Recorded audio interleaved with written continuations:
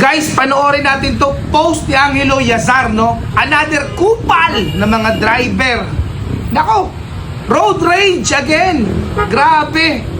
Wala talagang mga pasensya ang karamihan sa mga rider natin ngayon at mga motorista. Yung binaba, oh, marami sila. Marami. Yung tricycle, sinuntok yung tricycle driver. Yun, tinuro pa. Isa pa. Isa pa. Oh. Ito yung sinasabi natin. Sabi, pinina ng tricycle driver, natumba yung motor, gumanti naman. Guys, kung hindi natin paiiralin ang tinatawag na mahabang pasensya at disiplina, madali tayong makapasok sa kompromiso, guys.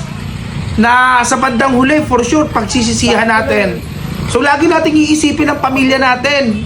Kesa yung magalit tayo, ipakita sa mga kasama natin na magaling tayo, matapang tayo. Guys, isipin natin ang pamilya natin na naghihintay sa bahay kaysa ganito. Habaan ng pasensya.